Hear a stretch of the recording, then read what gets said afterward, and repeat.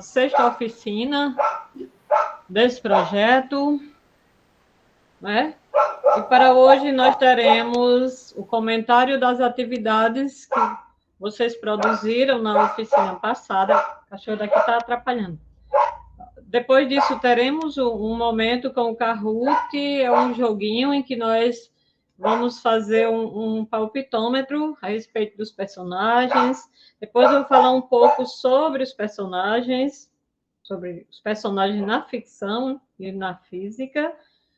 Depois entra Ana Júlia com os conceitos físicos e, por último, nós teremos a atividade, né? A proposta de atividade. Vamos começar a dar início com... Eu vou trazer as atividades que vocês produziram no momento passado e aí eu vou expor aqui, cada um pode fazer os seus comentários, né? Como, em que vocês pensaram, quando fizeram, como fizeram, tá certo? E Ana Júlia também pode dar alguns toques, já que se trata de fenômenos físicos. Então, deixa eu me ver aqui.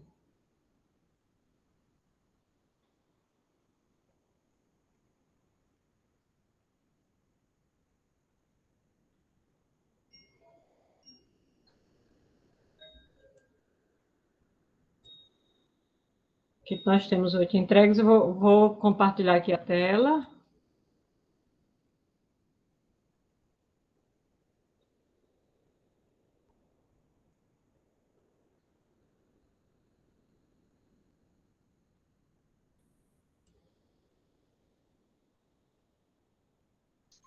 Começar aqui por Bora esse de Amanda.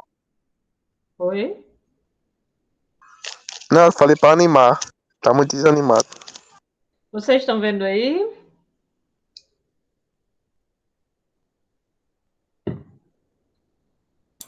Pronto, essa produção aqui é de Amanda Vitória, né? Amanda, eu queria que você desse uma palavrinha em como foi que você fez. Acho que a Amanda saiu.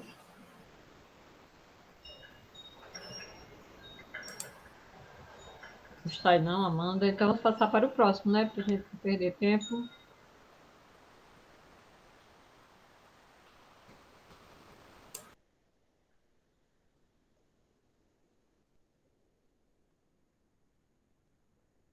Acho que passa ali na setinha, um pouquinho ali.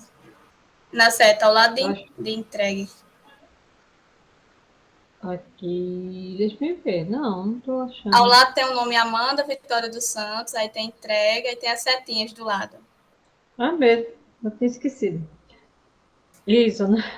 Aqui eu de Ana Vitória. Vamos lá, Ana Vitória. Surf não tinha como assim, né? Eu fazer um vídeo lá na praia surfando e aí foi o exemplo que eu quis usar. Aí eu peguei a transformação da energia potencial em cinética e vice-versa. Mas aí, quando eu fiz, aí eu lembrei também que para existir essa energia, precisava da energia química, que é obtida por meio dos alimentos, que, por exemplo, quem é atleta tem que consumir, né, balanceado para obter a quantidade certa para conseguir executar o esporte. E foi basicamente isso. Eu não tive muita criatividade para fazer um vídeo. Mas foi muito bom, foi muito criativo. A forma que você pensou, elaborou, foi ótimo. Muito bem, Ana Vitória. Não era preciso só que fosse um vídeo, não, né? Você realmente passou a mensagem e cumpriu, né, com a atividade. Vamos aqui para Charlon. Olá, boa noite. Bem, eu fiz duas produções. Eu produzi um vídeo, coletei algumas imagens da internet sobre as estações de produção de energia eólica. Eu tive a graça de visitar uma vez, porém, infelizmente, na época não fiz gravações, infelizmente, então eu tive que usar imagens da internet, mas relevem. Então eu fiz a análise sobre a força dos ventos, fazer uma energia mecânica, ou seja, mexer as hélices dos cataventos para gerar energia elétrica para abastecer as cidades. Maria José, você pode clicar ali na minha segunda imagem que eu desenvolvi uma arte. Ali embaixo de arquivos tem 2 arquivos. Foi um vídeo ali embaixo, aí. Aqui. Sim, eu desenvolvi uma arte também e foi assim para complementar, explicando sobre a transformação da energia. As torres eólicas aproveitam a energia do vento e convertem em energia mecânica no movimento das lâminas da turbina, que então é convertida em eletricidade, ou seja, energia elétrica. Aí eu fiz uma imagem para ilustrar. Muito bem, Charlon. E aí, Ana Júlia? Ficou ótimo. Muito bem, vamos para Stephanie. Stephanie fez aqui o quê? Um texto, foi, Stephanie? Boa noite, professora. Eu fiz essa parte, é só tipo o roteiro, aí abaixo tem que foi um slide. Eu fiz um slide explicando como é que acontecia. Enfim,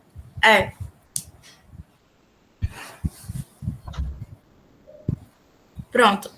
Eu escolhi fazer uma experiência que mostrasse sobre a transformação de energia no cotidiano.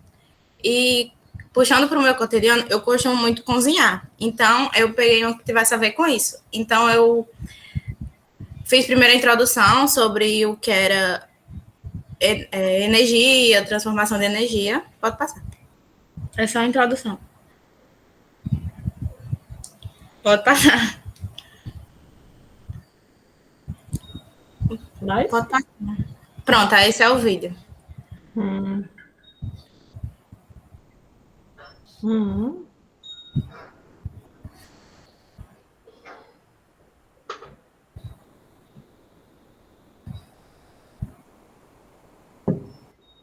Aí pode passar para o outro, que é a explicação.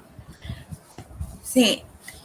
Nesse experimento aparecem, se eu não me engano, são 5 tipos de energia, que é energia química, elétrica, luminosa, potencial gravitacional e cinética.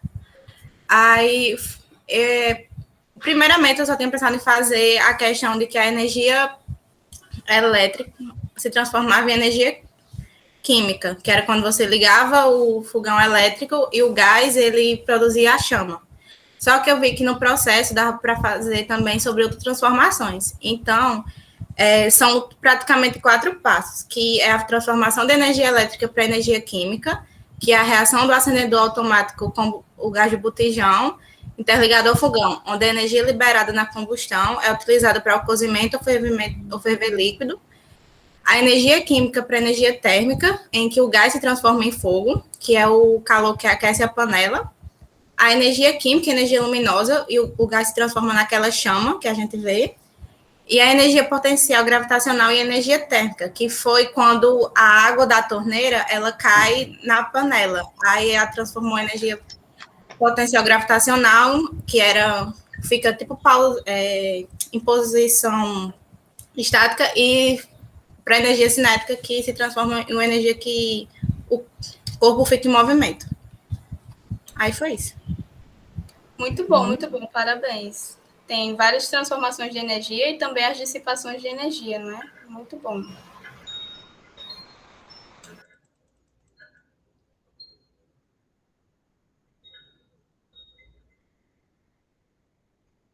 Agora é o de... Muito bom, né? Agora é o de Everton. Everton está aí? Tô sim aqui. Bem, aí eu fiz basicamente...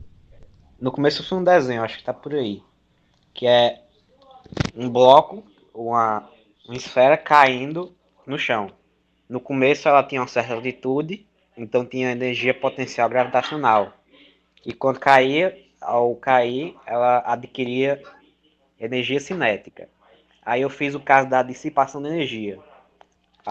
O bloco tinha uma certa altitude e quando ela chegasse no final, ela deveria ter a mesma energia. Só que não, aí foi dissipado pelo atrito do ar. Foi o que eu demonstrei com esse paraquedas.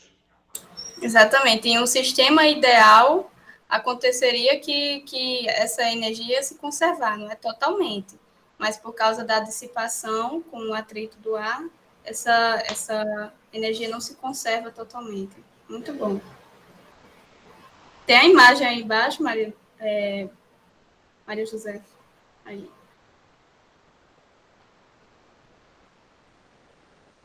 Show.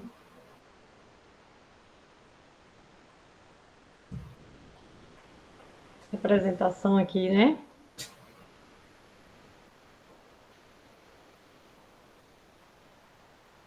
Muito bom, parabéns, Everton. Obrigado. Parabéns, Everton. Vamos para Ícaro.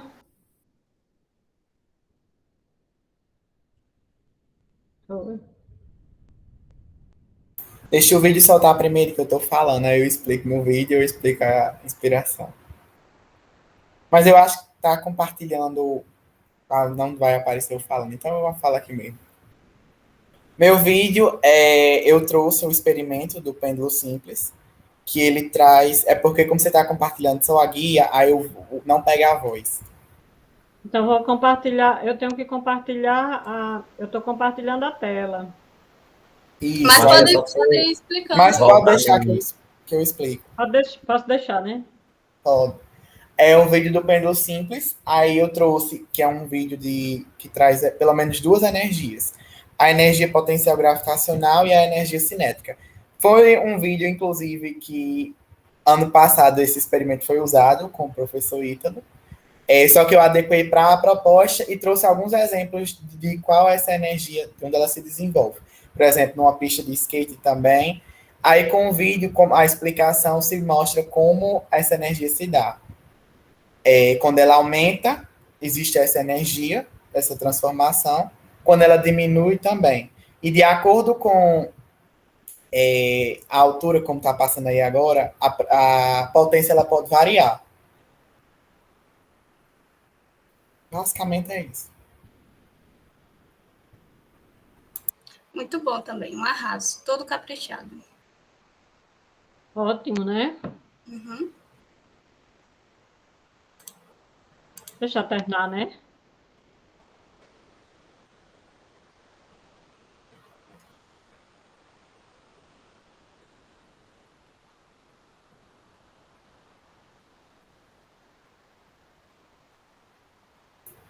E é claro que eu não podia deixar de fazer o oferecimento para minha turma, é vestir a camisa da 2V, garoto propaganda. Ele faz o marketing dele. Ele faz o marketing. Não, exatamente. Não está à venda, mas um dia voltar. Novo modelo, nova Campeão de arte. vendas, Charlão, essa camisa. Exato. A gente foi a turma que mais vendeu do primeiro ano. Tá, a propaganda da camiseta. Sim, da nossa turma. Toda turma faz. A gente ia vender para Ficou, fora ficou. também, só que nós fomos barrados. Aí eu E perdi FRN. umas 7 vendas para fora, só que como foi barrado, aí eu perdi as 7 vendas e vendi Tinha só nada a 5. ver, Poxa, né? Ricardo. Vocês irem vender para fora. Bom, Exato. gente, então... Faltou Amanda quer falar? só o de Amanda, eu acho que é isso que ela quer Desculpe, Amanda. O meu. E o meu também. falar. E cadê? Deixa Falta eu o ver. de Nixon, falta o de Amanda. Jordan, você mandou uma imagem no grupo, não é? Aquela imagem era o quê? Não, mandei no Google Sala de Aula lá. E quem foi que Ele mandou tá aquela imagem? perguntando da foto que você mandou lá Foi no grupo. eu. É sobre energia renovável, sobre energia eólica, é bem legal. Aí compartilhei. Aí você mandou no Google Sala de Aula Você também? mandou agora, não foi? Foi. Porque eu não tinha visto, não. Deixa eu compartilhar aqui. Mas pode apresentar logo dos meninos, não tem pressa não. Bota logo dos meninos aí. Que tá faltando aí um monte de Deixa eu gente. ver aqui onde é que está.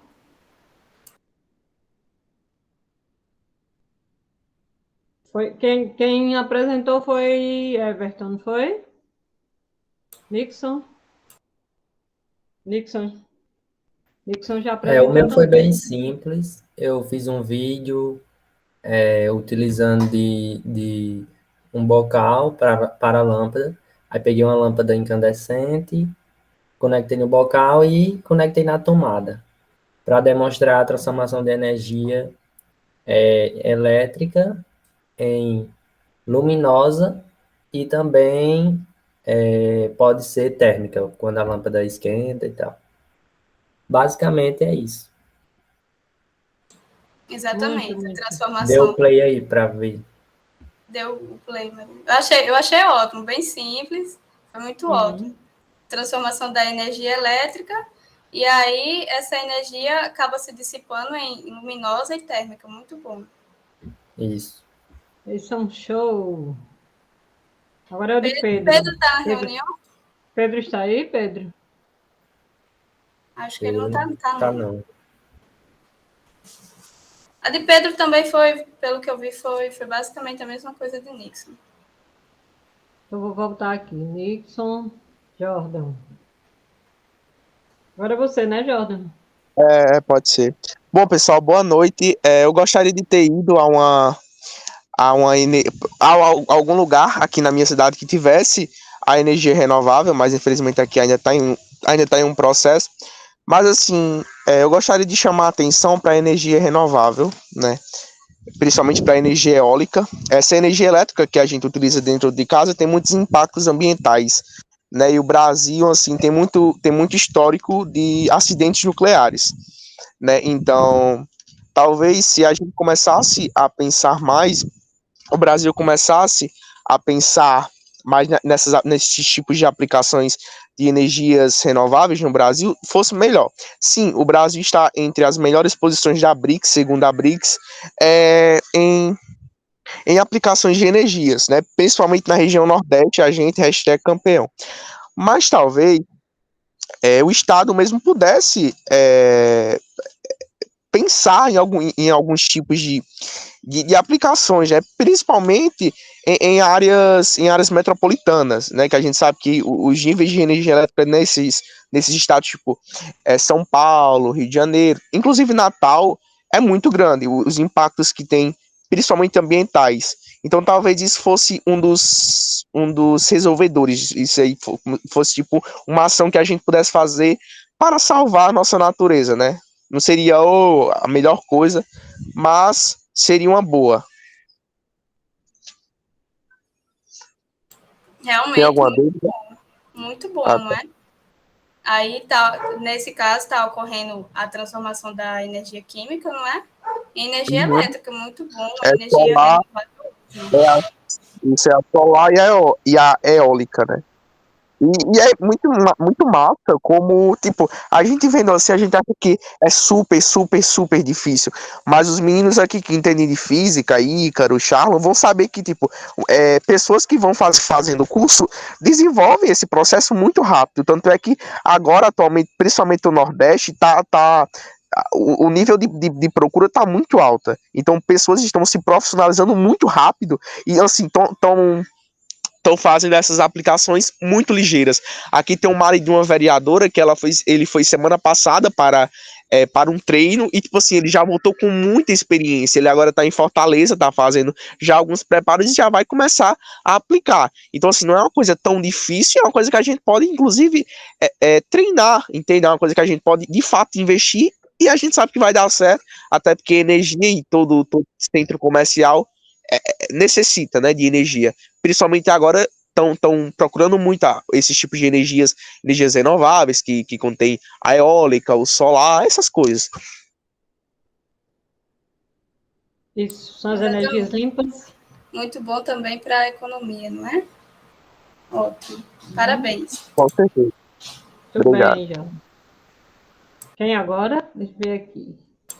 Pedro, acho que Pedro chegou. Pedro? Oi, Falta oi, Amanda, oi. né? Sim, Quanto, falta Pedro? Amanda.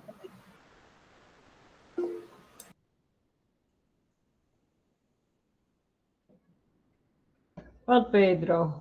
Só pra saber de estar aqui em parte da aula mesmo, porque eu cheguei atrasado. Só um pouquinho atrasado. Não, só para você falar um pouquinho sobre. Isso aí na verdade, é bem simples. É literalmente o computador ligando. Que é energia elétrica passando pros LEDs e fazendo luzinha do arco-íris gay. Muito bom, né? Esbanjando o PC Gamer. Muito bom Da Casas Bahia. a transformação da energia elétrica e se dissipando em energia muito luminosa, energia térmica também, né? Porque o CPU esquenta. Muito bom. Agora falta a Amanda, não é? Amanda, valeu, Pedro. Agora vamos para a Amanda.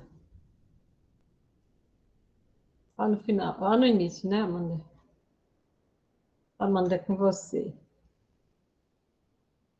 Ah, professor, eu esqueci de colocar a explicação nos comentários, mas foi basicamente assim. Eu usei uma bombinha hidráulica de fundo para gato e quis demonstrar um fato interessante, que é de quando a energia mecânica dos rios das hidrelétricas é convertida em energia elétrica e depois é convertida em energia mecânica novamente pela bomba e também energia hidráulica, tipo o movimento da água. Paradoxo. Isso aí. Muito bom também. Essa é uma bombinha o quê? Que ela fica jogando água para cima, né? A bombinha de quê? É de fonte para gato, porque fonte, gato né? não gosta de tomar água parada. Aí eles tomam aí, mexendo na água. Que chique. E eu boto aqui Pois para é, fazer a uma água deles é fontezinha melhor para que a minha. jorrar água e ficar bonitinho, uma Que cachoeira. chique. Eu boto a água dos meus gatos num pote de margarina. Eu também. Aí, ó, tá vendo? Isso aí é o cuidadoria de Água verdade. parada, Ana Júlia. Respeitar. A Aedes aegypti. A Aedes Não, aegypti. todo dia. Ah, tá. Muito bom. Muito bom mesmo, muito bons os trabalhos, né? Aí com a Valdiana Júlia, que é especialista na área, e uma Todos criatividade, né? Vocês são de uma criatividade muito, muito intensa, isso é muito bom. Muito bom mesmo, cada um que pensou em algo. Então, nós teremos agora, vamos fazer, né, para introduzir, que hoje nós vamos tratar também vamos continuar com a obra A Viagem ao Céu, de Monteiro Lobato, e hoje nós vamos trabalhar alguns dos capítulos dessa obra, o capítulo 3 e 4, não é isso, Ana Júlia? 3 e 4. 5 também é? E o 5, né? É o 3 e o 4. O 3 e o 5. Eu acho que eu li o 3 e o 4, Ana Júlia, mas não tem problema não. Que eu li mais o 3 e o 4. Não tem problema. O 3 e o 4. É, né? É. Vou apresentar querem aqui. saber depois querem saber o que é que a Ana Júlia gosta. Depois a Ana Júlia vai dizer. Sim, gente. Então, nós vamos... o que é que nós vamos fazer inicialmente? Como leitura prévia, até para saber se vocês realmente estão lendo, e para incentivar a leitura também, nós vamos fazer o Kahoot. O Kahoot é um joguinho em que vocês vão acionar um palpitômetro, quer dizer, vão dar palpite sobre os personagens. Eu acho, Ana Júlia, porque primeiro eu vou fazer, né? Depois, mesmo, né? Já fui apresentando logo. Deixa eu já colocar aqui, eu vou mandar o código. Rapidamente.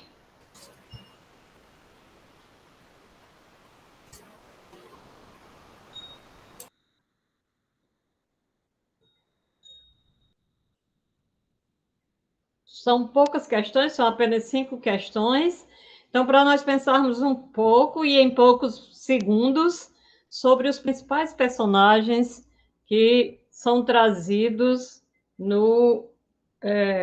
na obra, né? Na obra de Monteiro Lobato. Mas aí aqui eu vou compartilhar. Deixa eu ver aqui.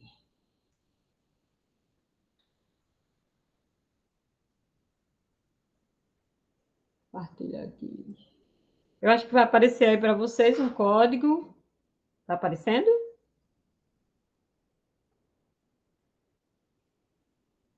O código é esse que está em cima, é PIN do jogo. 102-2461. Então, vocês vão entrar aí com www.kahoot e vão colocar esse código. Vou entrar com o nome de vocês. Vou tentar... Pegar. Ó, já entrou. Vitória.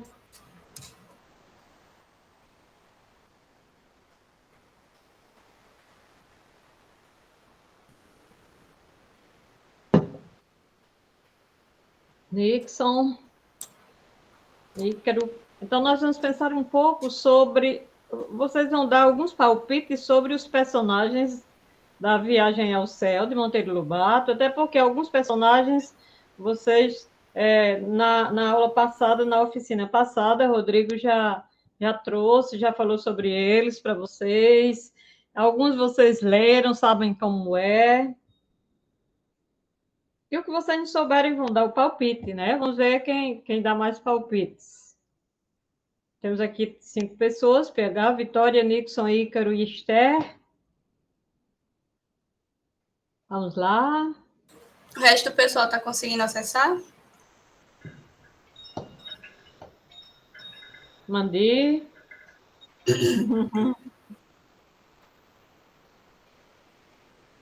Charla Lobato, né? Chique. Muito chique. Vocês mandaram o link aqui no coisa, porque eu tô pelo celular e fica ruim pra eu entrar. Deixa eu mandar aqui. Você põe aí, Ana Júlia? Vou Fale colocar. alguém. Vou colocar aqui.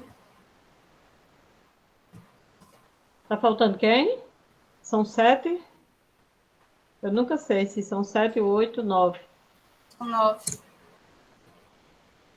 6. Tem alguém conseguindo entrar que não está conseguindo? Ou alguém tentando entrar que não está conseguindo? Entrem por esse link aí. É www.kahoot.et. Everton chegou aqui. O que mais?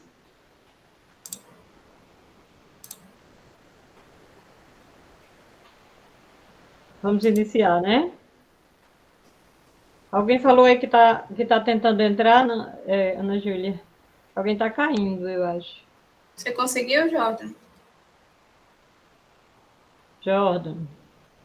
Eu acho que a maioria já entrou. Vamos iniciar. Vocês precisam que eu diga a cor das teclas, porque vocês estão pelo celular, né? Eu vou dizer a cor para vocês. Eu digo rapidamente, porque às vezes não dá tempo, não. Vamos iniciar aqui o palpitômetro. Vamos ver quem dá mais palpite, quem acerta mais os palpites. Questão 1. Filha de narizinho, falante, reverente, divertida, criadora de palavras. São características atribuídas a vermelho, Dona Benta, amarelo, narizinho, ou azul, Emília.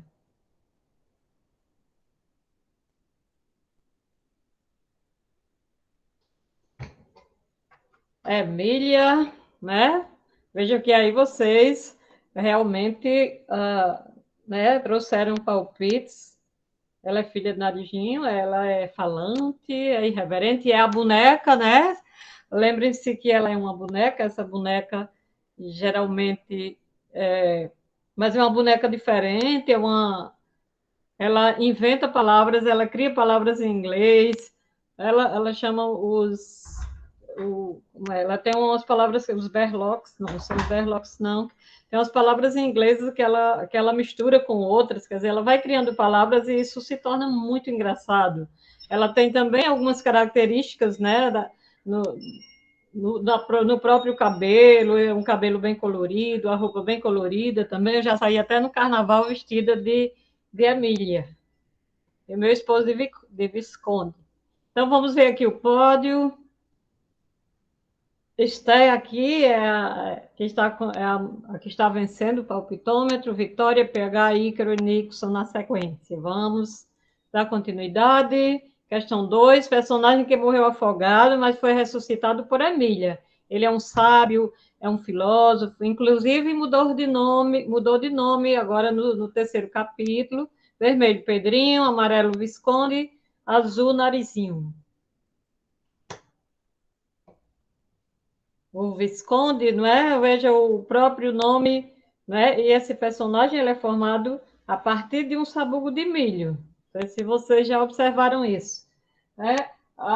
Eu tenho até ele aqui, olha, aqui está o Visconde, aqui a minha câmera hoje está ruim, tá? A iluminação ruim, mas dá. O Visconde, né? O Visconde, isso faz referência até à própria corte. Ele volta com Livingstone, mas não deixa de ser um sábio, né? Então, Vamos avançar e vamos ver aqui quem está no pódio. Esté continua. Veja que aqui é a rapidez, né? E é a agilidade. E se você também souber sobre os personagens. Vitória, PH, Ícaro e Charlon. Vamos lá. Questão 3. Personagem doce, serena, contadora de histórias. Vermelho, Dona Benta. Amarelo, Emília. Azul, Narizinho. Quem já não ouviu falar na famosa Dona Benta, contadora de histórias, né? A avó de todos. Então, realmente é a Dona Benta. O palpitômetro aqui está a 1000, né? Vocês veem? Esther, Vitória, PH, Ícaro está aqui pegando fogo. Ele atingiu uma sequência de 3 respostas corretas. Nixon chegando. Vamos para a questão 4. Personagem que morava na cidade, considerado o mais aventureiro. Ele tinha medo só dos moribundos. Vermelho é Pedrinho, amarelo Dona Benta, azul Emília e verde é Visconde. E vocês estão sabidos, né? Sabem que Pedrinho é o mais aventureiro mesmo, que ele vinha da cidade grande para passar as férias no sítio, o cenário onde acontece a história, né? Sítio do Pica-Pau. A gente E cresceu pra assistindo passar isso, pelo menos quanto- eu assistia esse de Pica-Pau Amarelo todo dia. Você assistia? Assistia tudo, sabia. Achei. Vamos ver aqui o pódio, Era achei que você não assistiu. do sítio Pica-Pau Amarelo. Meu aniversário de 2 anos, ou de 3, foi todo do sítio Pica-Pau Amarelo. Respeito. Eu também gosto. Então, Esté continua aqui, firme, Vitória, PH chegando, Nixon e Ícaro. PH aqui tem uma sequência de 4 respostas, vamos avançar. É a questão 5, personagem negra com altas habilidades na confecção de bonecos. Vermelha, Dona Benta, amarela, Emília, azul, Narizinho e verde, é Tia Anastácia. Vocês estão muito bem, Tia Anastácia, né? Tia Anastácia é quem realmente confeccionava os bonecos. Confeccionou Visconde, né? A boneca, no caso, ela foi quem costurou o Visconde quando o Visconde sofreu aí, morreu afogado, né? Então, foram atrás de outros sabugos para confeccionar o novo boneco. Então, gente, vamos avançar aqui. Vamos ver o pódio do palpitômetro. Terceiro lugar com PH. Segundo lugar com Vitória. Vitória nem estava, né? Chegou Vitória aqui. Esther, não teve quem tomasse de Esther. Esther, você assiste Esther e Stephanie, né? Você assiste o Sítio do Pica-Pau? Professora, eu passei minha infância toda assistindo. Eu acho que nem se eu não conhecesse os livros, eu sabia disso aí todinho. Acho que ele não perdeu um episódio. Eu sabia tudo. É porque passava na TV Cultura, aí eu assistia. Ora, na Cultura não, na TV Futura. Nós achávamos. A minha câmera é aqui, não sei se é aqui a internet que está lenta, não sei não. Deve ser. É a minha câmera que. A minha câmera não. Nós achávamos que vocês não tinham assistido, porque eram as pessoas mais para trás, assim. Que eu gostava, era do meu tempo, mas vocês são. Professora, eu tinha DVDs do Sítio do Pica-Pau Amarelo. Exato. Eu passava tarde, manhã, noite assistindo. Eu assistia na TV Cultura. Exato. Momento curiosidade aqui, talvez só Maria José saiba de todos nós, porque assim, talvez ela conheceu essa época, mas teve um tempo que o Monteiro Lobato os livros dele eram proibidos. Eram proibidos. Sim. Hoje a gente fala toda essa análise Monteiro Lobato racista, mas os livros do Monteiro Lobato eram proibidos durante a ditadura militar e era a lista negra na Igreja Católica, livros proibidos, porque incitava um mundo fantasioso. Tem um episódio lá que a Emília usa o pó do Pimpim para voar, que poderia ser associado com outras coisas. Então, tem toda essa dubialidade em torno do Monteiro Lobato. Apesar de ser muito racista por questão da época e tal, racista e machista, mas ele também sofreu com as opressões da ditadura militar. Muito bem. Ele, inclusive, eu não sei se é no terceiro capítulo, que ele traz algumas coisas do que as pessoas não calavam, né? Que eram proibidas de falar, e alguma coisa nesse sentido, né? Exato. O Monteiro ele lutou traz pelo petróleo. muito bem, Charlon, muito bem, muito boa essa sua colocação mesmo.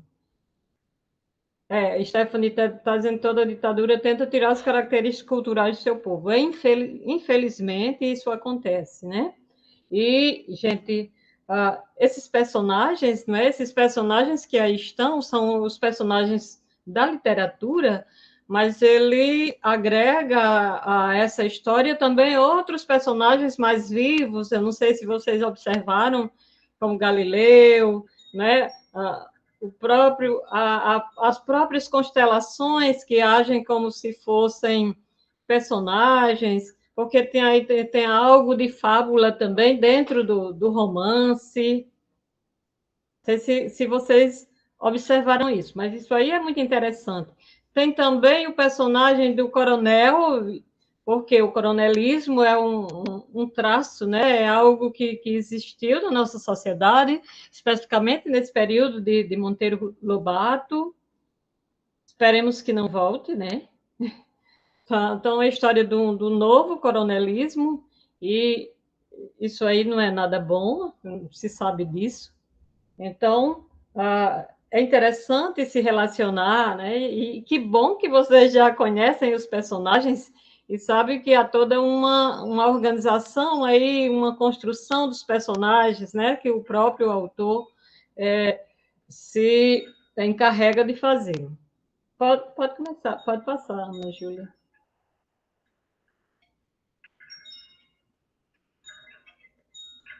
Aí nós vamos passar para trazer umas partes da história. Eu acredito que vocês já leram algumas, já viram também alguns capítulos, e como já assistiram aos muitos episódios, né, do Sítio do Pica-Pau, que é o cenário real aqui dessa história, então eu vou ler aqui e vou tentar inserir os personagens sobre os quais nós falamos e sobre os quais vocês deram palpites lá no Kahoot. Dona Benta continuava com os olhos nas estrelas. Súbito, Marizinho, que estava em outro degrau da escada fazendo tricô, deu um berro. Vovó, Emília está botando a língua para mim. Mas Dona Benta não ouviu. Não tirava os olhos das estrelas. Estranhando aquilo, os meninos foram se aproximando. Ficaram também a olhar para o céu, em procura do que estava prendendo a atenção da boa velha. Que é, vovó, que a senhora está vendo lá em cima? Eu não estou enxergando nada, disse Pedrinho. Dona Benta não pôde deixar-se de rir. Pôs-se nele os olhos, puxou-o para o seu colo e falou. Não está vendo nada, meu filho?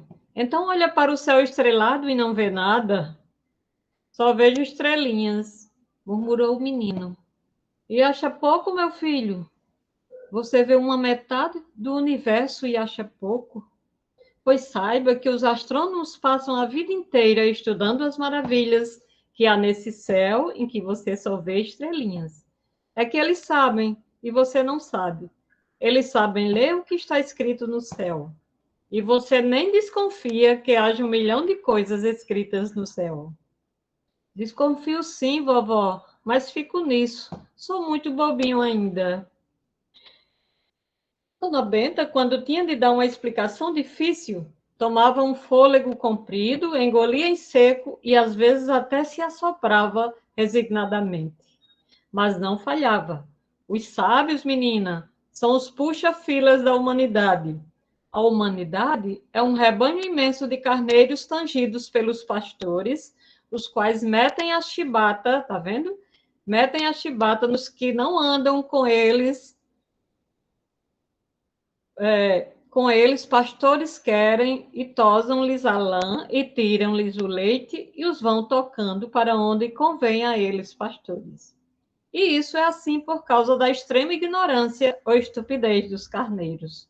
Mas entre os carneiros, às vezes, aparecem alguns de mais inteligência, os quais aprendem 1000 coisas, adivinham outras e depois ensinam a carneirada o que aprenderam. E desse modo, vão botando um pouco de luz dentro da escuridão daquelas cabeças. São os sábios.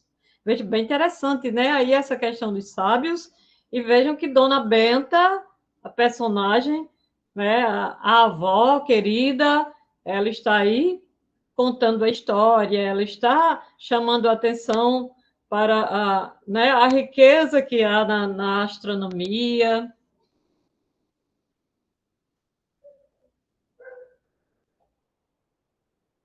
Pode passar? Pode passar.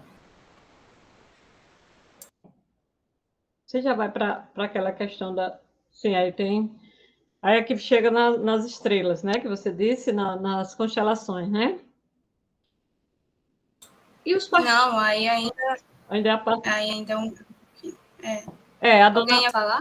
A Everton está dizendo aqui que...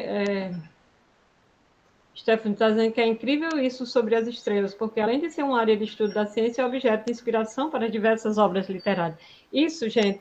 E a questão da transposição também. Vejam que aqui, como os outros romances, não é? Eles começam com uma viagem, uma transposição, né? E você estava em um lugar e se transportou para um outro lugar para trazer esse ar de ficção, de sonho, né?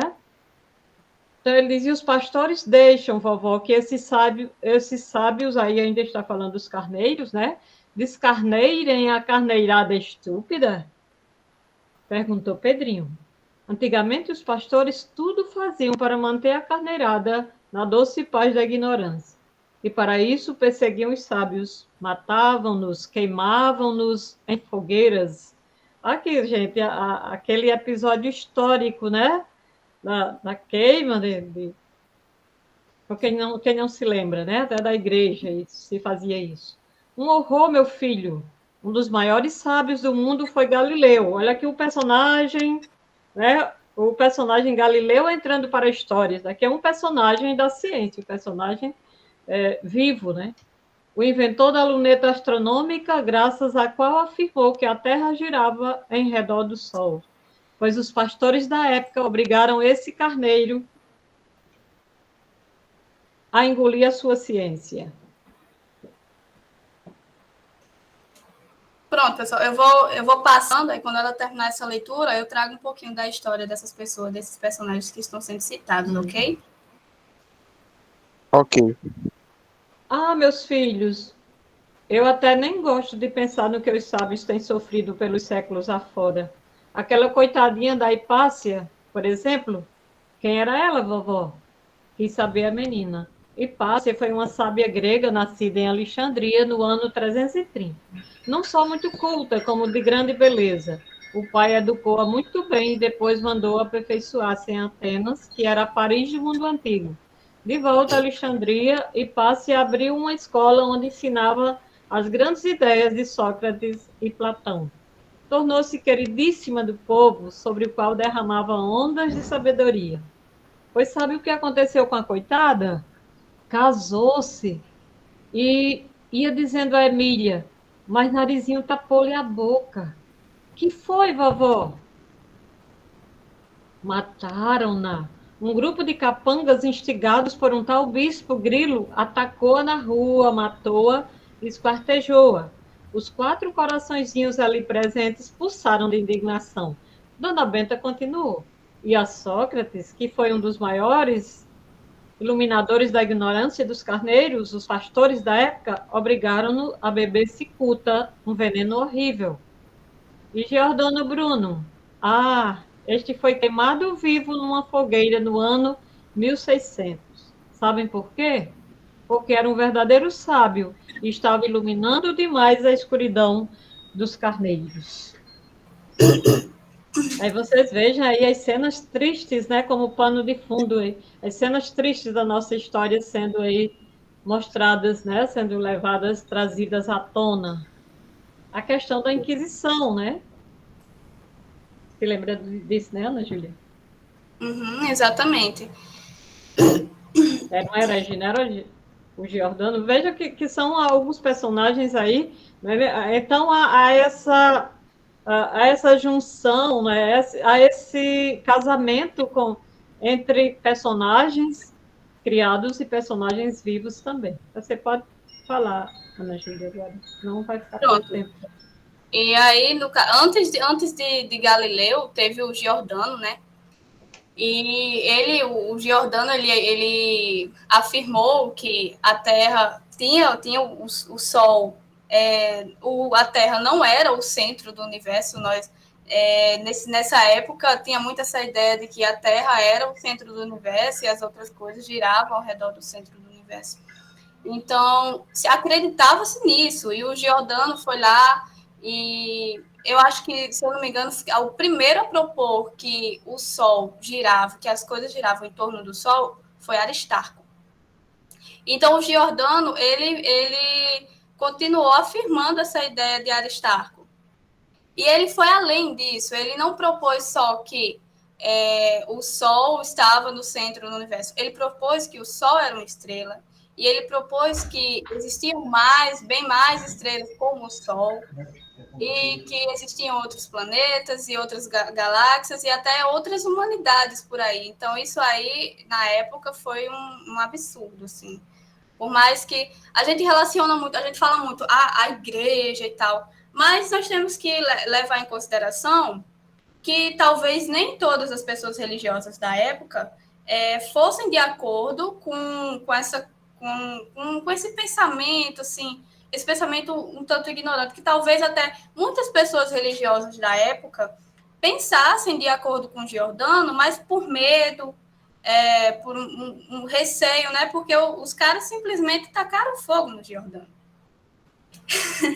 E aí a galera tinha medo, até muitos outros cientistas que poderiam pensar da mesma forma, simplesmente não falavam e ficavam lá no seu cantinho por medo, porque a maioria das pessoas acreditavam em algo e naquela época era assim, olha, não gostei do que você falou, vou tacar fogo em você.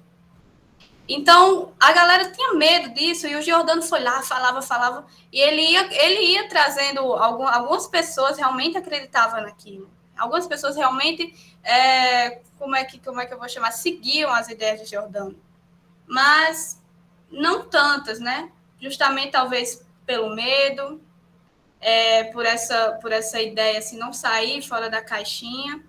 Então, aí a gente passa para Galileu. Depois de Giordano, aí teve o Galileu, e o Galileu, ele foi quem inventou a luneta, né, em si, assim. Ele sabia que já existia uma tecnologia de algumas lentes que conseguiu aproximar objetos distantes. E aí o Galileu foi atrás dessas lentes e revolucionou com a luneta. Ele também já tinha revolucionado ao afirmar que dois corpos caíam ao mesmo tempo, coisas que desafirmava totalmente com a fala de Aristóteles, que Aristóteles falava que os objetos mais massivos, eles caíam primeiro, e aí o Galileu foi lá e acabou com essa ideia, mostrando a teoria dele. E o Galileu, ao inventar essa luneta, ele começou a reparar que o Sol, porque tinha-se uma ideia também de que os planetas, de que a Terra, ela era uma bolinha assim, redonda e lisinha, não tinha rochas, nada do tipo, era uma coisa totalmente lisa, assim, não, pelo amor de Deus, plano não, mas vocês me entenderam, era uma bola assim, e era lisa, não tinha essas rochas, não tinha sem ondulação, né? Sem essas ondulações aí. E aí o Galileu passou a observar que na Lua existiam rochas e que existiam outros planetas e que esses planetas giravam em torno de algo. Então, obviamente, esses planetas não giravam em torno da Terra, giravam em torno do Sol. E com essa luneta, ficou cada vez mais difícil de provar o contrário. Então, ele foi totalmente assim um herege, de acordo com os ideais que existiam no tempo, os ideais que predominavam. Sendo que o final do Galileu, ele foi um pouco diferente. Ele teve que afirmar que essas ideias dele eram absurdas, que isso não era real, sendo que ainda assim, afirmando isso, ele foi condenado, mas ele não foi condenado à fogueira, ele foi condenado a passar o resto de sua vida preso. Galileu, ele morreu com mais ou menos 80, 88 anos por aí. E teve a Hipátia. A Hipátia, eu já pesquisei muito sobre a vida dela, inclusive para fazer um vídeo para o ensaio de física. E a Hipátia, ela foi uma mulher, eu não me lembro mais a época que ela viveu, Hipátia de Alexandria. Mas ela foi uma mulher genial, ela era muito admirada. Ela era astrônoma, ela era matemática, e ela foi uma das primeiras mulheres, uma primeira mulher, não é? A primeira mulher a afirmar que o movimento dos planetas ao redor do Sol era um movimento elíptico. Isso é uma coisa que a gente só vai ver com Kepler, não sei quantos anos depois. E ela foi uma das primeiras mulheres Ana a afirmar. Júlia, Oi? posso só fazer uma interrupção aqui rápida sobre esse negócio de Hipátia?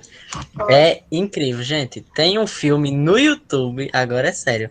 Tem um filme no YouTube chamado Alexandria.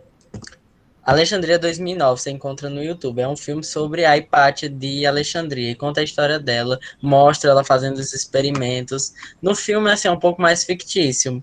Tipo, ela faz uns experimentos lá que Galileu também fez, teorizam que ele tenha feito. Aí ela faz todo o desenho da elíptica. É muito incrível. O filme é muito bom. Perfeito. Recomendo. É muito bom. Tanto só para você entender, assim, porque ela é considerada uma das primeiras filósofas da filosofia antiga. E, como você falou, a astróloga.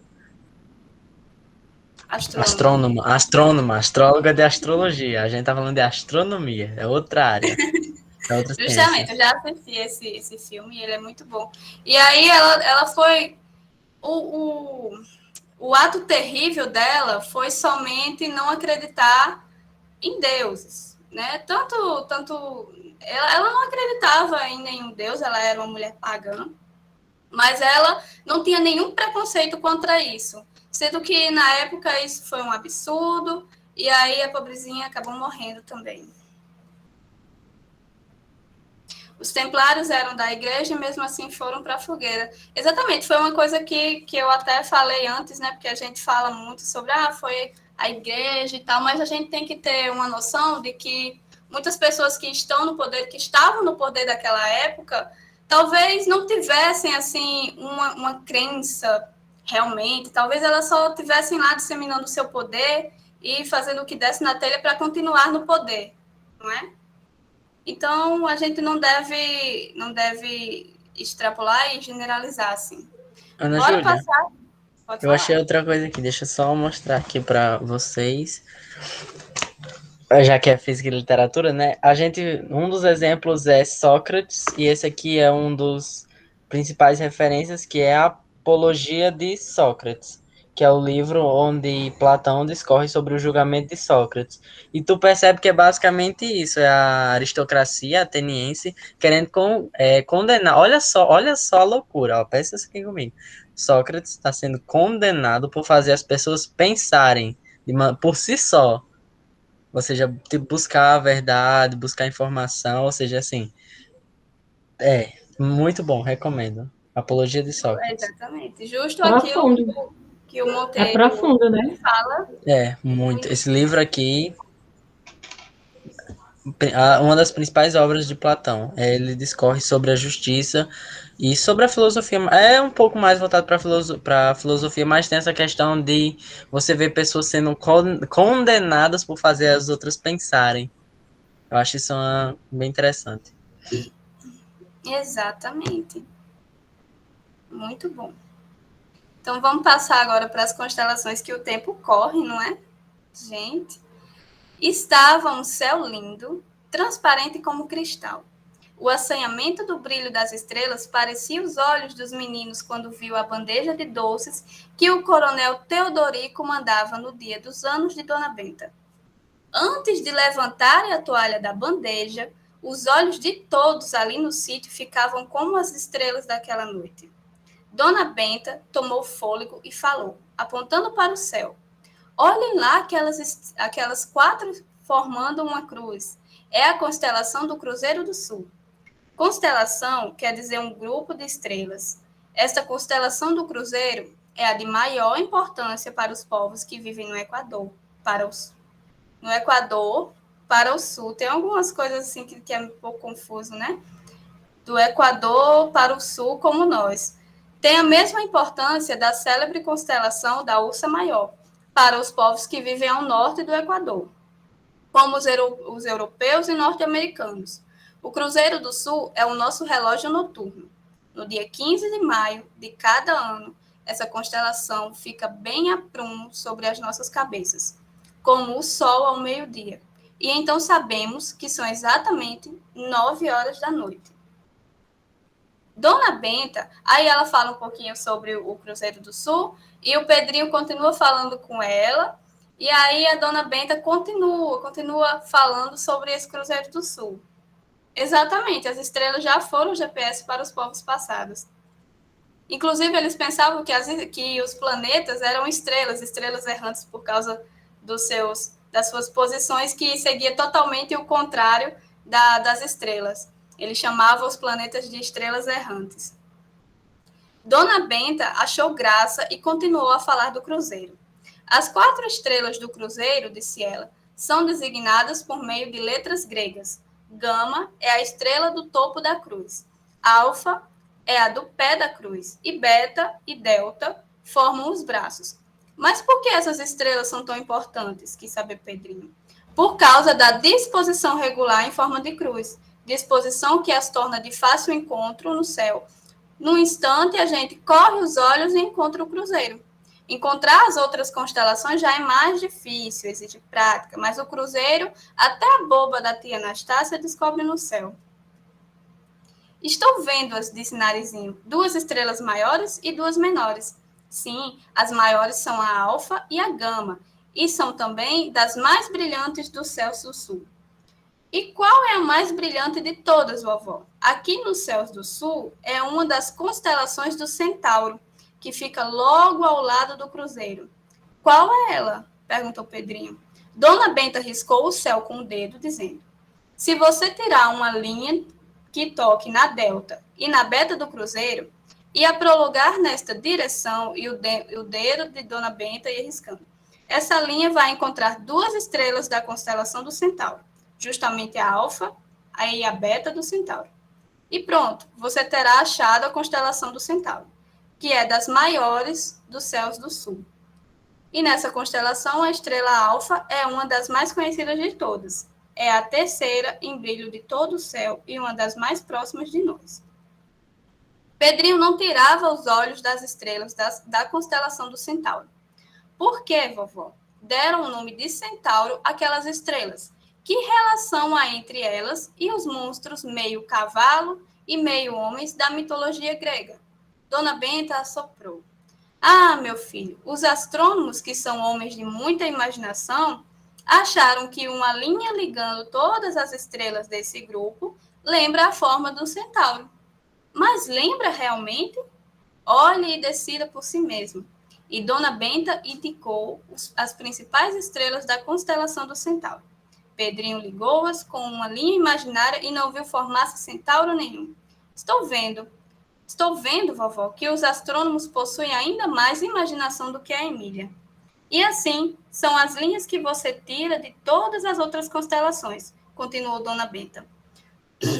Umas dão uma vaga ideia de qualquer coisa, outras, só com muita força de imaginação, lembram as coisas indicadas pelos nomes. E as outras constelações? Ah, meu filho, há tantas, inúmeras designadas por meio de nomes de animais, como as do escorpião, do leão, do cavalo, do carneiro, dos peixes, do cisne, da lebre, da hidra, do corvo, do peixe voador, da abelha, da ave do paraíso, da girafa, da raposa, do largato, da rena, do gato, e a tal cabeleira de Berenice, que a senhora falou tanto outro dia, que sabe Pedrinho. Essa constelação tem um nome muito romântico.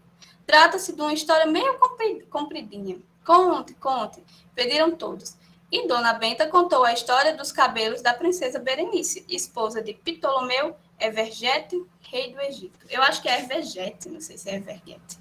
Então, essa história conta que esse rei Ptolomeu ele foi para a guerra, não é? E aí essa Berenice, essa princesa, ela prometeu a deusa Afrodite, se eu não me engano, foi a deusa Vênus, eu acho, a deusa Vênus.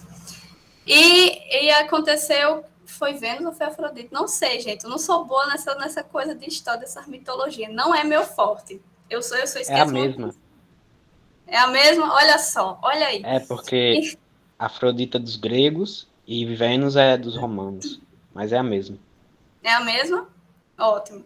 Então, aí ela prometeu a essa deusa que se o marido dela retornasse da guerra, ela cortava o cabelo e dava o cabelo a ela, cortava o cabelo para ela.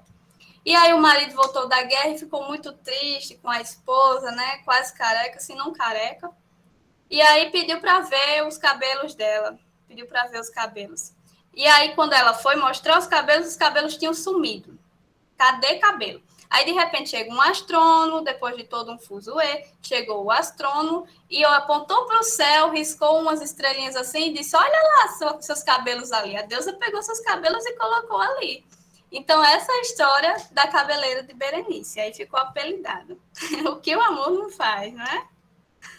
Então, bora passar para essa parte das estrelas, realmente, né? Nós começamos com Hiparco.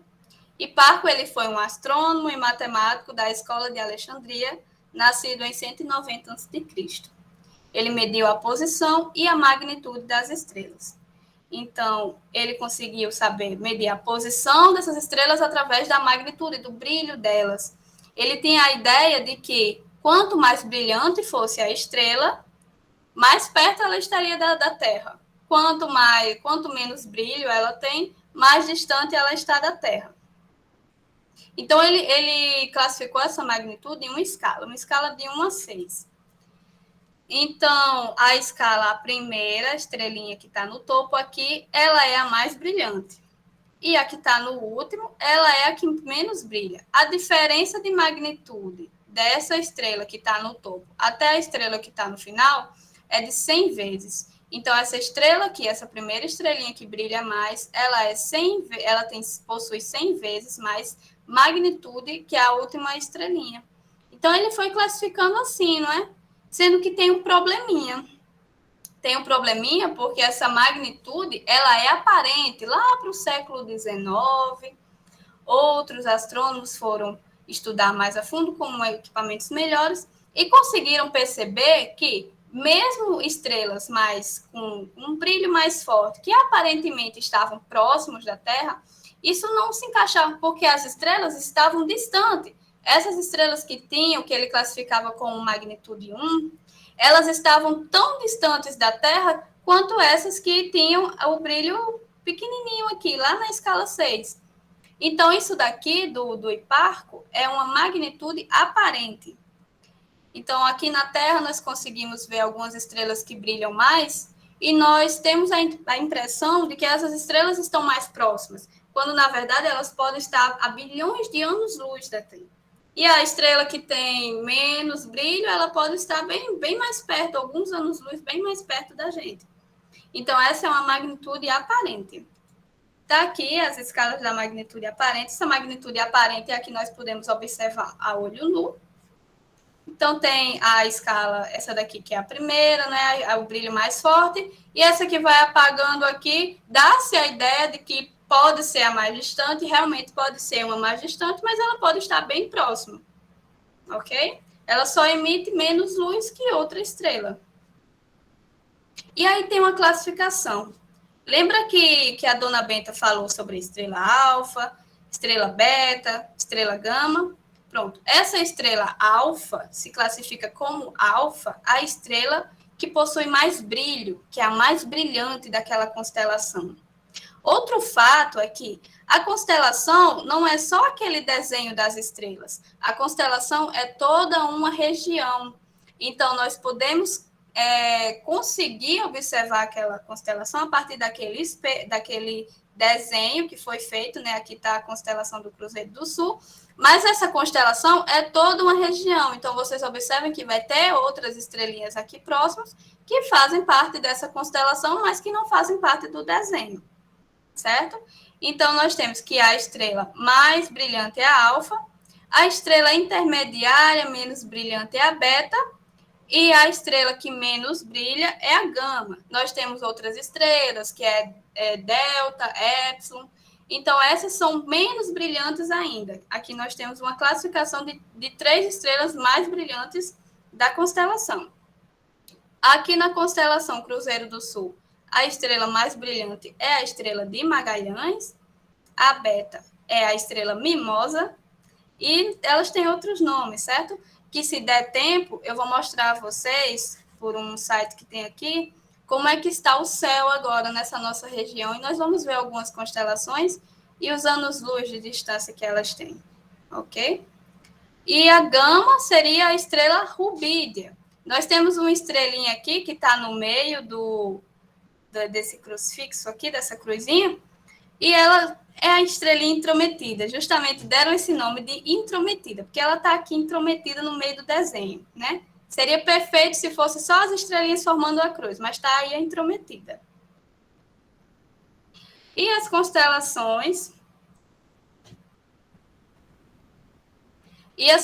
a constelação da Ursa Maior. Eu não consigo imaginar aqui um urso, né? Uma ursa.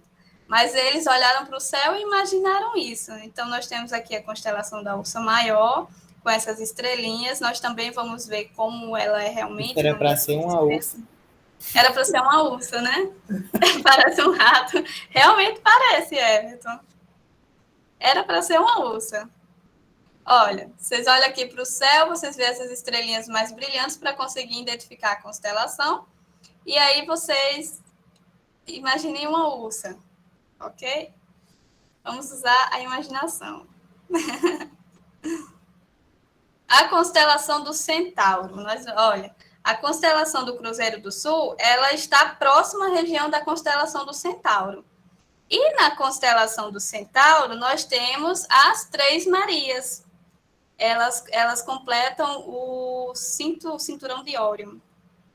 Elas ficam bem na parte onde é o cinto... Não, gente, pelo amor de Deus, aqui é do Centauro, não estou falando do cinturão de Órion, não.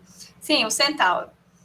Aí ela fica, a Cruzeiro do Sul fica aqui na região do Centauro, e tem também as estrelas Alfa, Beta e Gama, ok? Vamos agora para a constelação de Órion, está aqui, não vamos confundir, não. E a Cabelos de Berenice. Olha aqui, vocês imaginam um cabelo aqui? Pois é, na época, Berenice acreditou que isso aqui era o cabelo dela. O astrônomo estava lá, olhou para o céu para acabar todo aquele fuzuê, né? Porque roubaram os cabelos da Berenice. Agora eu entendi porque é que dizem que a imaginação das pessoas está morrendo com o tempo.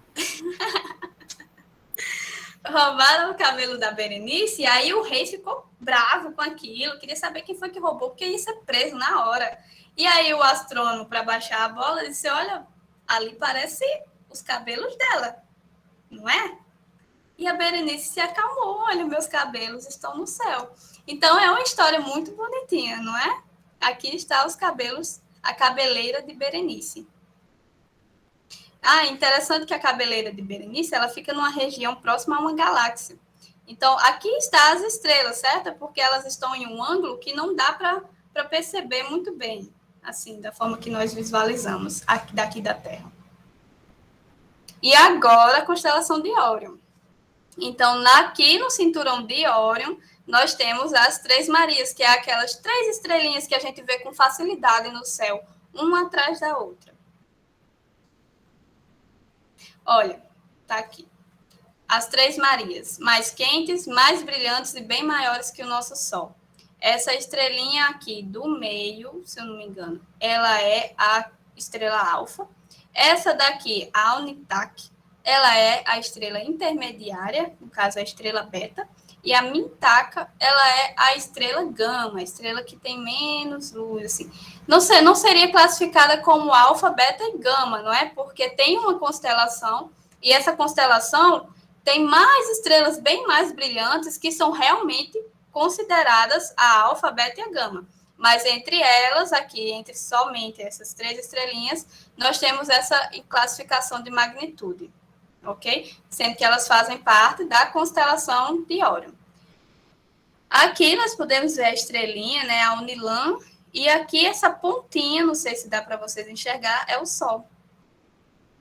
Então, elas são muito, muito maiores que o nosso Sol. E elas emitem muito brilho. Aqui as Três Marias, elas ficam aqui no cinturão de Órion. E aqui é toda a constelação de Órion. Nessa constelação nós temos as estrelas Alfa, Beta e Gama. O que vemos? O que o povo grego antigo viu? Realmente, eu vendo só isso aqui, eu não consigo imaginar um guerreiro com o seu arco. Não consigo de jeito nenhum. Essa daí eu já consigo. Imaginação, né? Muita imaginação. Crenças.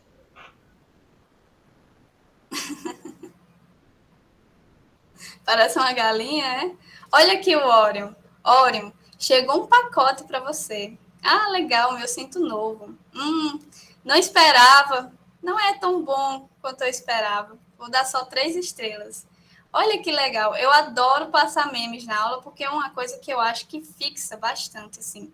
Vocês vão se lembrar que as Três Marias faz parte da constelação de Órion, que fica no cinturão de Órion. Então, quando vocês olharem as Três Marias, vocês podem procurar o restinho da constelação que fica ao redor, certo? Então, aqui nós temos anos-luz. Imagine que Sírio, no caso seria a estrela Sírius, que é a estrela mais brilhante que nós temos, a estrela que brilha mais, tirando o Sol, ela perde para o Sol, mas a estrela observável que mais brilha. Imagine que Sírius está a mais de 81 trilhões de quilômetros de distância. Isto é, a 540 mil vezes a distância entre a Terra e o Sol. E qual é a distância entre a Terra e o Sol? É de mais de 150 milhões de quilômetros. Sírio está tão longe de nós que sua luz gasta quase 9 anos para chegar até aqui. E, no entanto, a velocidade da luz é uma coisa louca. Vamos ver quem sabe qual é a velocidade da luz. Eu já contei, Pedrinho lembrava-se. É de 300 mil quilômetros por segundo, disse ele. Por segundo, admirou-se Narizinho. Então, enquanto eu pisco os olhos, a luz vai daqui até 300 mil quilômetros? É daqui até onde, vovó? É fora deste nosso mundinho, menina. Porque você bem sabe que só com 40 mil quilômetros a gente já dá a volta ao redor da Terra. Então, quer dizer que enquanto eu abro e fecho os olhos, a luz faz 7 vezes e meia a volta da Terra? Isso mesmo.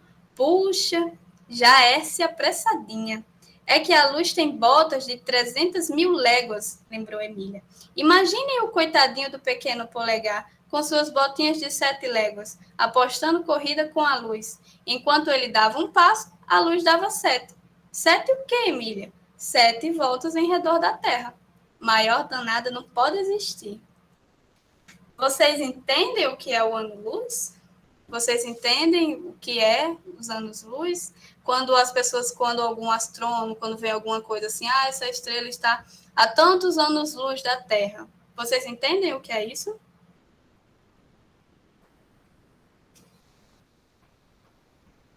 Ou não fazem tanta ideia, fazem ideia, mas não entendem muito bem?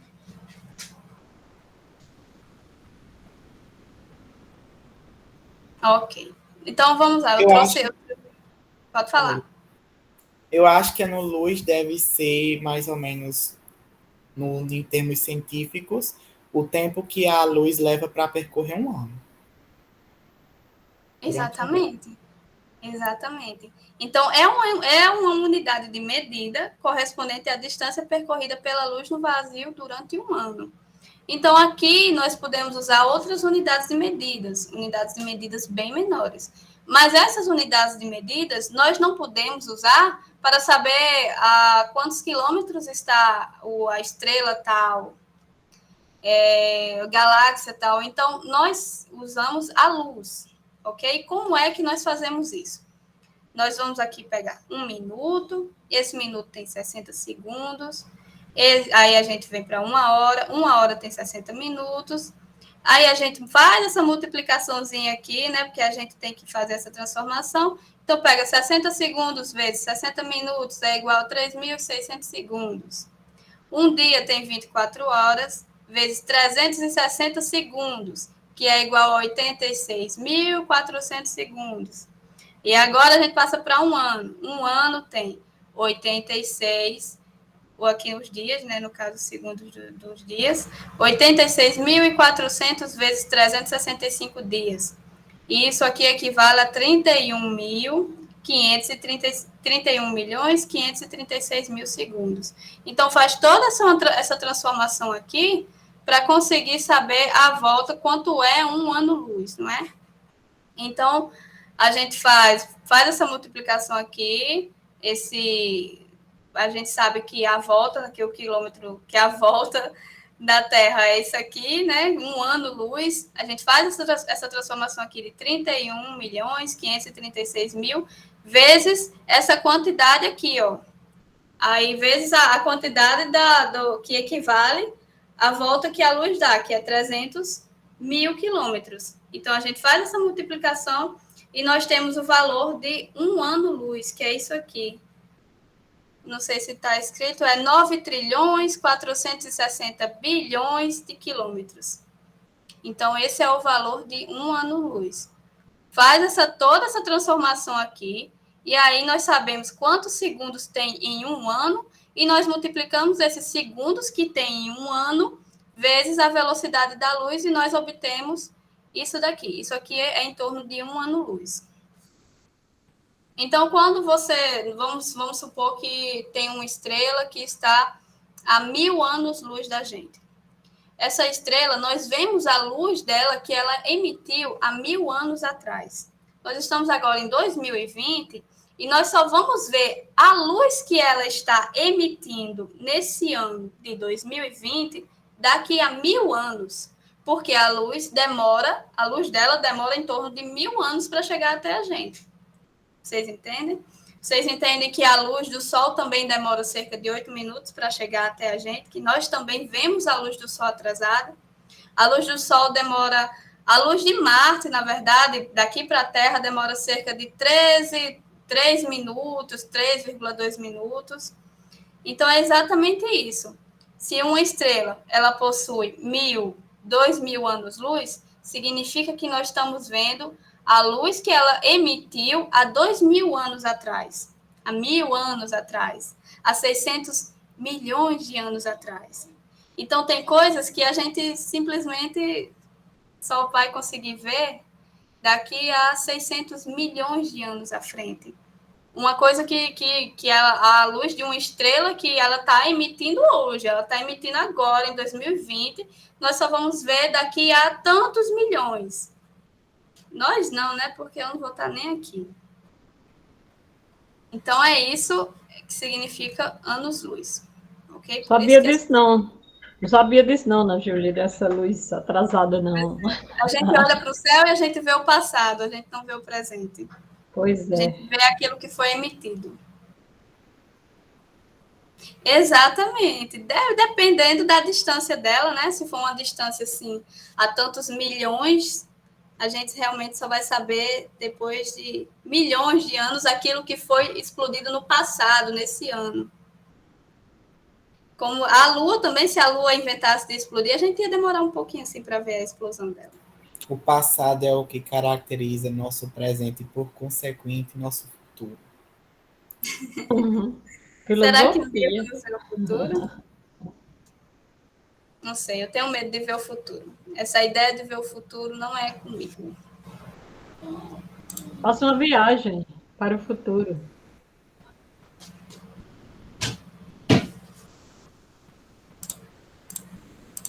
Eu ia mostrar um site que dá para ver como é que está o céu, as constelações nesse momento. Mas aí já são 9 horas. Que você ia dizer que ia mostrar um site que dava para ver o futuro. Eu também estava esperando isso. Realmente nós somos viajantes do tempo, assim, se olhar por essa parte, nós somos viajantes do tempo. Primeiro eu vou mostrar a atividade dessa semana, certo? Antes da gente ir para o site, aí o pessoal, como já é 9 horas, então o pessoal que se interessar em ver o site pode ficar. O pessoal que achar que já passou a hora, então não tem problema, certo? A atividade dessa semana é bem leve. A gente decidiu que vocês iam escolher uma música que a letra ou o clipe tenham ligação com os conceitos que foram explicados na aula. Ok? Então, vocês vão procurar uma musiquinha que vocês gostem e que tenha ligação com isso que a gente falou na aula, das estrelas, das constelações, tudo que a gente falou na aula. Pode ter uma música, vocês vão encontrar uma música que tenha ligação com isso. E aí, na próxima aula, vocês vão explicar por que vocês escolheram essa música, qual a mensagem que essa música passa, ok? E como a liberdade também é relativa, não é? É um tema livre? Mas a liberdade é relativa. E aí a gente decidiu que não seria uma música que contesse a apologia, crime, preconceito contra preconceito homofóbico, racismo, coisas que tratem assim, que desestimulem, palavras de baixo calão, pelo amor de Deus. Isso é muito constrangedor, certo? E também, principalmente, que não diminua ou insulte nenhum tipo de religião, ok? Então, vocês são livres a procurar todo tipo de música que não contenha essas coisas. Aí, na outra oficina, na próxima oficina, que eu e Maria e talvez o professor Rodrigo, aí vocês participam e mostram o porquê, o motivo de ter escolhido essa música. Ok? Cuidado, Pedro Henrique, cuidado.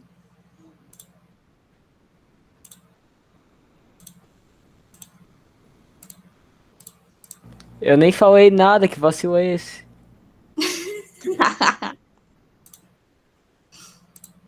Não, marcação isso aí, viu, Everton? Já tá conhecido.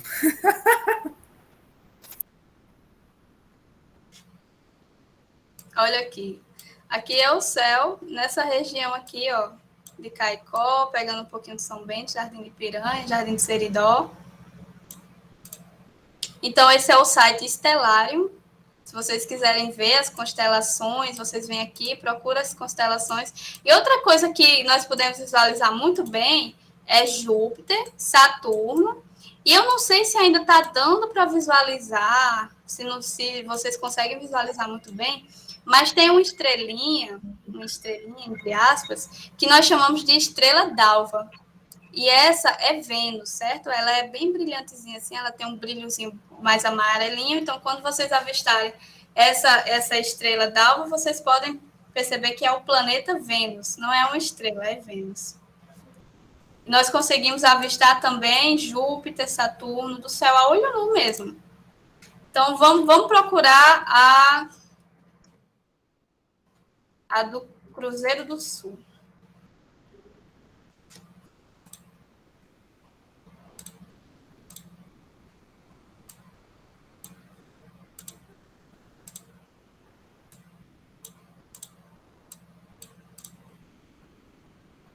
Ela tá bem aqui, ela tá um pouquinho afastada. Olha. Aí aqui a gente consegue, tem esses nomes que são dados H-Crux, Mimosa, A-Crux, Delta Crux. Então, alguns nomes mudam e esses nomes todos têm alguns significados. Ao todo, são 88 constelações. Então, se a gente clicar nas estrelas, nós conseguimos ver aqui do lado que essa Crux, H-Crux, é uma estrela gama, e ela está a 88,56 anos-luz daqui da Terra. Então, nós vemos uma coisa que passou, nós vemos uma luz dela há 88 anos atrás. Nós só vamos ver a luz atual dela, agora de 2020, daqui a 88 anos. Tem a Crux, que é a estrela alfa, é a estrela mais brilhante, é a estrelinha da ponta, bem de baixo. Essa Mimosa aqui é uma estrela beta, e ela está mais distante, ó, ela está a 278 anos-luz daqui. A Crux, que é a estrela mais brilhante, ela é a alfa e nós conseguimos ver o brilho dela melhor. Vamos procurar a Centauros. Que eu acho que está bem pertinho dessa. Ó, bem aqui perto, ó. Nós conseguimos ver aqui as estrelinhas com menorzinho brilho, que elas têm outras classificações, que é Epsilon, Delta. Nós conseguimos ver aqui uma estrelinha com o nome Zeta. Tem a Biorion. E aqui no cinturão dele tá as estrelas, a Mintaka, a Niulan e a Unitak, que é as Três Marias. Tem uma que parece uma serpente, né? Uma constelação? Sim. Tem várias, tem muitas, olha. Todas essas dá para ver aqui no céu da região. Muitas constelações mesmo. Aqui tá a Sirius. Tem uma constelação que se chama Vela. Nós conseguimos ver alguns satélites também, se eu não me engano, é no Berenice. Cabelo de Berenice. Ela é para estar por aqui.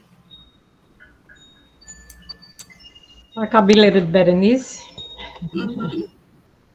Aqui nós temos a Ossa Maior. O Sirius, a estrela Sirius, ele faz parte da constelação do Cão Maior.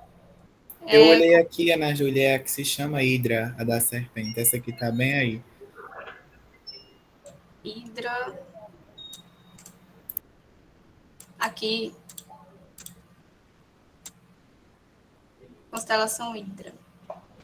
Mulher Serpente, também conhecido como Mulher Serpente.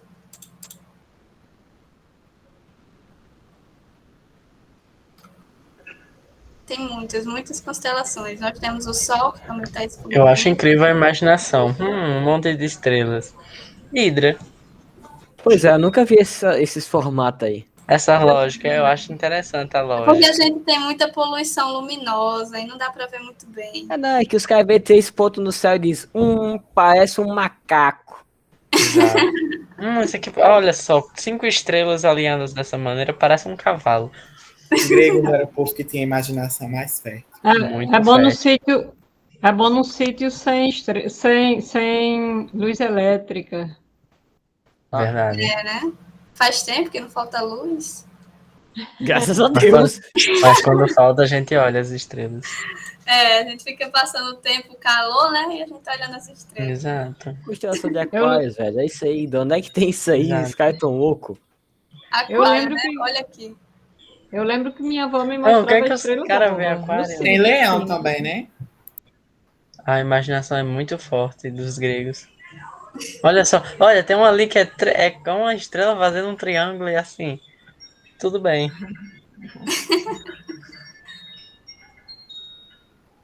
Tem muitas mesmo. Pronto.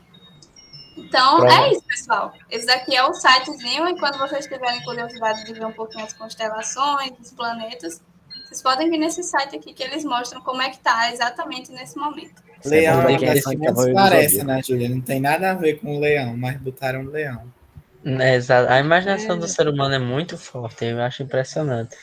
Que imaginação, é muita droga, isso sim. É, realmente, eu não sei se vocês tiveram aula de filosofia com o Lucas desse jeito, mas ele fez uma analogia sobre alguma coisa de Delfos, oráculo de Delfos, que era o cara que sentia um gás lá e previu o futuro. Incrível. Oráculo de Delfos. Aí acho que todo mundo que tipo ia dar o nome nas constelações sentia um pouquinho desse gás e dava. Isso aqui.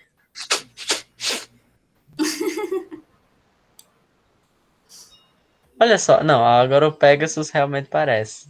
Olhando assim. Pegasus. Parece um cavalo. Pegasus. Já assisti um Cavalo deformado. E coitado desse cavalo, né? Já A tá de morto. leão parece um aspirador de pó. Aspirador de pó. É o século XXI. Engraçado, olha É o Hércules, olha aí que bonitão, bombado. Hércules bombado. Sem cabeça, aparentemente. É, isso aí, Olha a arte. Olha, não, a arte é incrível. Ah, não, óbvio, porque a arte, os caras É imaginador total. Isso aqui é um gato. É um cachorro? Peraí, de Parece cabeça pra baixo. Ou isso é Vira o uma raposa PC. ou um lobo. Um dos dois. Vira o E é PC, só, Pedro. olha só, é Uma só raposa. duas estrelinhas. Calma aí, deixa eu uma botar o linha monitor de reta cabeça pra aqui. baixo agora. Uma É, linha. Vai lá, realmente. coloca o desenho aí. Olha, tá vendo? De nada faz Aí, ó. sentido. Duas Parece um estrelas lobo. ligadas. É uma raposa. A lógica é incrível. Muito bom mesmo, né? Exato. Eu tava vendo uma matéria esses dias que foi um aluno, acho que do Ceará, uma coisa seguinte, que ele achou uma estrela e colocou o nome dele, se eu não me engano, alguma coisa assim. Justo. Ele fez a oba e tal, mas eu pensei assim, errado não tá, não tem mais nome pra colocar. Apropriação é melhor do que P20D. Não, Então, exatamente. Nomes assim aleatórios dá não. peixe, né? Constelação Exato. peixe. Aí não cola. Exato. Por Não isso que sei tem que como inventar. colocava. Ana Eu Júlia. entendo porque eles têm que inventar 2 estrelas. A gente vai dizer o quê? 2 estrelas? Não, vamos dizer que é uma raposa. Mais incrível. A gente agora entende a Constelação da lógica. reta. Exato. Mas muito 180 legal dar o graus. seu nome pra uma estrela assim. Você chega lá e chama José de Alcântara Filho. Não, imagina aí, tu Porque eu mostra acho para que as também, pessoas. como os Olha, gregos aquela é tinham minha a questão estrela. de levar as coisas como sendo sagrado, eles viam as estrelas e colocavam o que eles achavam sagrado. Tem esse ponto aí também. Agora eu fiquei imaginando. Muitas dessas constelações têm muitas histórias assim por trás, histórias Exato. belíssimas, que nem a de E Berenice. muitas delas estão ligadas à astrologia, a questão dos signos. Também, né? Decepcionante. Tem também um pouco disso. Não, mas eu fiquei imaginando aí. Imagina aí, tu nomeia uma estrela. Aí tu chega numa noite, tá todo mundo assim no sítio. Aí tu aponta pra cima e diz: Olha, aquela ali, aquela estrela tem meu nome. Deve ser muito avulso a conversa. Primeiro que ninguém vai acreditar. Exato. Realmente, como tu prova que aquela é tua estrela? Como tu sabe que aquela é tua estrela? Complexo. Vai andar com documento no Eu só bolso. consigo identificar as Três Marias. Eu vou colocar assim no GSA, Mix. Se Paulo identifica o meu sol, imagina as Três Marias. Caramba, Pedro. Eu preciso tomar um solzinho. Pois é. A atividade da próxima semana, que vai ser apresentada da poesia, vai marcar. Eu nem fiz esse negócio ainda. Você ainda tem Fizeram tempo. Você tem 3 horas. Eu Não, já tá fiz, suave. não Já ficou fiz lá as essas atividades. coisas, mas eu fiz. Corra contra o tempo. Acho que o final vai ser adaptando o poema do Cume mesmo. Ana Júlia já teve até spoiler Não da faça minha isso. poesia. Tem outra opção? Não tem, né? Falta criatividade. Tem. Faz uma prosa. A atividade é aberta, uma poesia ou uma prosa. Um poema. Um poema, uma poesia ou uma prosa. Charlão bom que odeia poema. Olha, vocês viram as constelações agora, né? Aí vocês vão se encontrar quando vocês estiverem com os amigos, com as paixonites. Esse poema já serve para recitar para a pessoa sobre constelação. Justo. Faz muito tempo que eu não escuto essa Pra palavra mim, Vai paixonite. contar a história de Berenice. Eu vou Pra botar mim- no tempo pra estar. Eu sou um cronista, não dá. Eu Aí tomara escrevo que a pessoa goste de observar o céu, né? Aí a pessoa olha pra crush e faz: Ei, amor, você sabia que aquela estrela ali faz parte da constelação não sei o quê? Tá vendo aquela reta O ali? Que é uma cinturão de raposa, Oxo. olha. Aquelas 2 estrelas ali é uma raposa. Mas vocês lembrem bem para falar sobre a constelação de Órion, que as Exato. Três Marias a gente sempre encontra, né? Aí vai cinturão explicar de sobre a Órion. constelação de Órion. Calma aí, pessoal Isso, minha. dá um qual é o migué. golfinho? A pessoa vai dizer, inteligente. Exatamente. Onde é que tu tá vendo um Tem golfinho? um golfinho aqui, mas do lado direito. Ana Júlia, mas você foi dizer Meu isso, Deus, eu tem lembrei de uma mesmo? coisa agora. Um amigo meu foi mostrar esse negócio da constelação para namorada e disse: Amor, você sabia que você tá lá nas não. constelações? Aí ele disse: Meu Não, amigo. por quê? Meu Você Deus. nunca viu a constelação Serpente? Pois já tá. Caramba. Eu não deixava. Eu também não. Tragédia. Que brega. Tem Minotauro? Tem constelação Minotauro? Ana Júlia, a gente vai encerrar, né? Sim, ok. Aí a gente vou ficar eu e Maria aqui para a gente conversar um pouquinho sobre a aula. E aí, pessoal, vocês se inspirem aí olhando para as estrelas para fazer a poesia, para se declarar. Oh, meu Deus. Eu sou um cronista, eu sou um bom e velho cronista, descrevo os fatos verdadeiramente. Minha imaginação é muito rasa. Mas vamos pra frente. Se a menina se chamar Berenice, melhor ainda, Eva. Berenice. Calma, eu tô começando a criar a adaptação do poema do Cume, tá vindo na cabeça aqui. Pensa aí, troca cume por lua. Que dá certo. No alto daquele cume, eu vi uma estrela. Quando o hélio no cume forma, a Eita, que agora viajou. Esse poema, não. Se Isso- você está esse- querendo ser romântico, Esse daí é pejorativo. Pois É. não, Duplo mas tem quem sentido, gosta. duplo é sentido. cume, é o cume. Cume, Mas tem cume dias é uma elevação. pior que Já tem é dias que eu geografia. sou bom para escrever poesia. Tem dias Porque que eu é cume do alto morro elevação. É um Exatamente. poema de duplo sentido total. Claro que não. Não Somente vou que nem... seria demais. Meu filho, se Machado de Assis tivesse escrito esse poema, ele não era o escritor que a gente conhece hoje. Então, Boa noite aí pra todo mundo.